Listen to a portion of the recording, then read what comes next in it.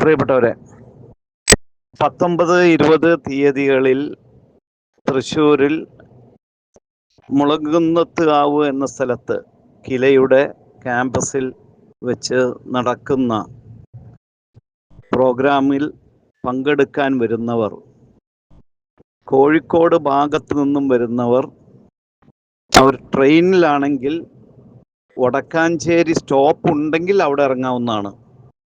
ഇല്ലെങ്കിൽ തൃശ്ശൂർ വന്നിറങ്ങണം.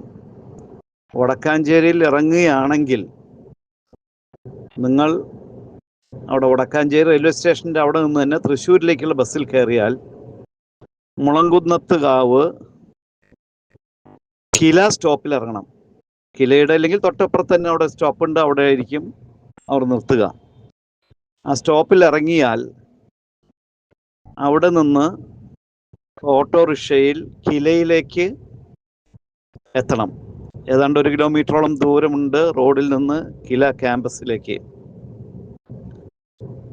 അതുപോലെ തന്നെ തിരുവനന്തപുരം സൈഡിൽ നിന്ന് വരുന്നവരോ അല്ല മറ്റേതെങ്കിലും സൈഡിൽ നിന്നവരോ തൃശ്ശൂർ വന്നിറങ്ങുകയാണെങ്കിൽ, തൃശ്ശൂർ റെയിൽവേ സ്റ്റേഷനിലോ തൃശ്ശൂർ ബസ് സ്റ്റാൻഡിലോ വരികയാണെങ്കിൽ അവിടെ നിന്ന്